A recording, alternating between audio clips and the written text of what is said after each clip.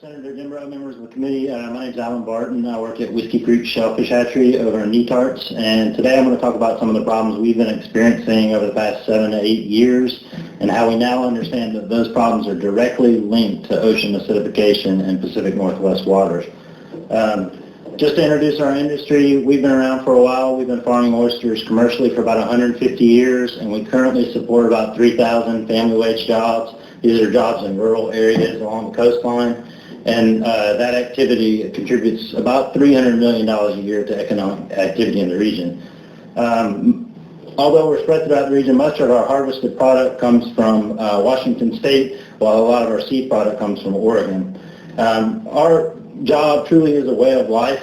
Having been in the industry now for 10 years, I finally figured out what that means. When a guy tells you your job is a way of life, it means you need to work on the weekend, which I do and probably always will. But it really is a way of life. It's something I'm proud to be a part of. There are a lot of fourth and fifth generation farmers in our industry. It's something I want to continue to be a part of, but we have some very significant challenges facing us today that we need to address.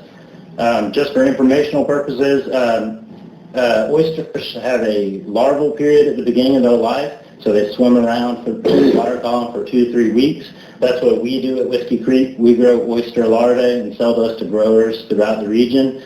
So we grow them right up until they're just about ready to attach to a hard surface. Then we wrap them up in a damp towel, ship them out in FedEx boxes to growers all over the Northwest. When they arrive, this Army loads a tank full of bags of clean oyster shell, fills the tank with seawater and throws in the larvae. Within 24 hours, he's got oyster seed attached to his bags. Those bags have been planted in the bay, and then hopefully 2 or 3 years later, he gets rich farming oysters. So that's the general concept of our industry. The bottleneck for us always has been, always will be, producing enough larvae to supply the needs of our growers.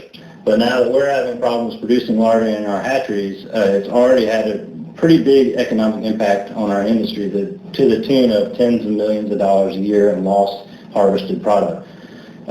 These are some photos of our facility. Basically a lot of big tanks. We pump water straight out of the bay and try to grow larvae. We've been very successful at it. We were started in 1978 and are one of 3 major hatcheries that supply our industry. The other 2 hatcheries, however, are part of really big farms. You may have heard of Taylor Shellfish or Pacific Seafood.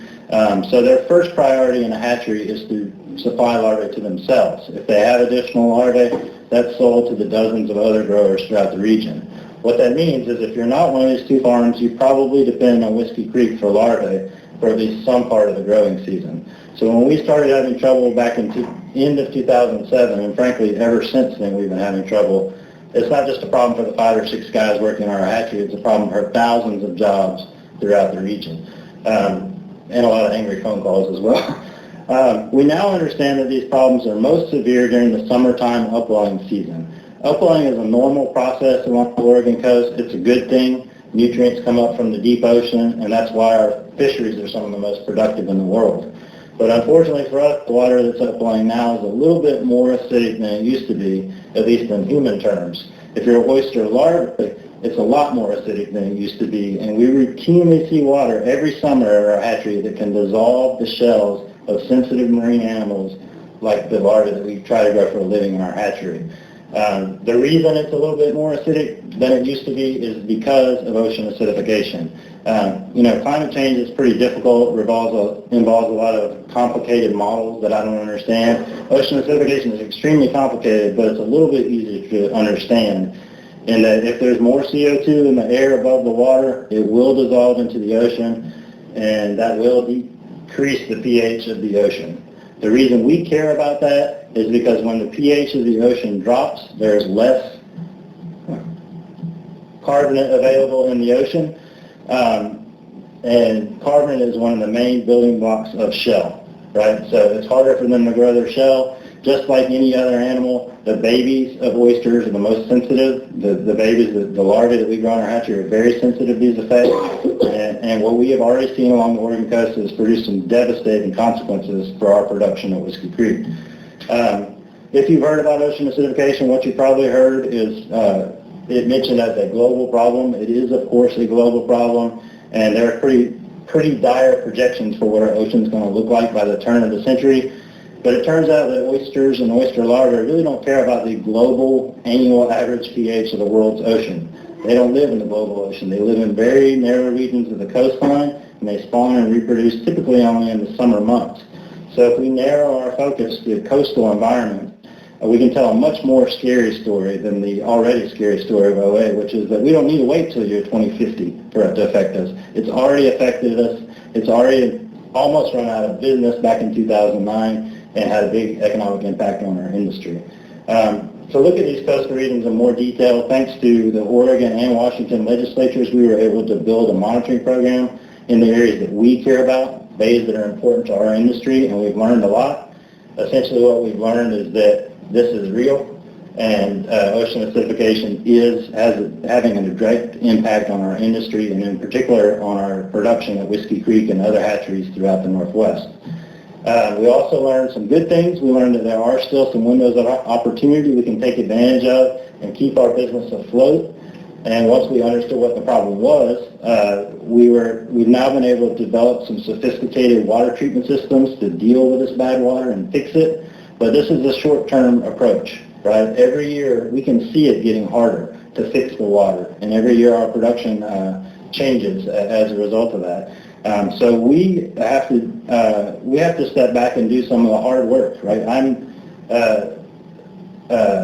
That we don't really want to do. We want to work in the hatchery and produce larvae, but we're forced to start thinking about the global problem of CO2 emissions because we have no other option. Some of you guys might not like oysters. You might think they're slimy and not like to eat them, but I'm sure we all care about salmon in the Northwest. We work very closely with guys in a group called the Sustainable Fisheries Partnership. They're very concerned about ocean acidification, and they're not concerned about it in the year 2050. They're concerned about it now because food sources for juvenile salmon are shell-forming organisms. They're a heck of a lot like the larvae we produce in our hatchery, so you can be sure that if we're seeing effects, these organisms are being affected in the natural environment as well. So as I said, I'm not an environmentalist. I don't want to be talking about this problem. I want to go back to work and produce larvae and make money. I'm a businessman. My business depends on fossil fuels. We use quite a bit of fossil fuels in our business, but I'm forced to be an environmentalist now because I have no other option. If we continue down the road that we're on with fossil fuel emissions, there won't be oyster farmers by the turn of the century. We might be the Jellyfish Growers Association. You may have seen us in the media referred to as the canary in the coal mine for what's happening to our coastal oceans. I come here and try to raise awareness about what we're seeing because I don't want to be a canary in a coal mine. If you're familiar with the historical use of a canary in a coal mine, the canary is supposed to die so that everybody else can make it out. So I don't want to be a canary. The guys in my industry don't want to be canaries. So hopefully by talking to you guys about this, we can make some hard decisions that can keep us around for a little while longer. So that's it. Thank you. Thank you very much.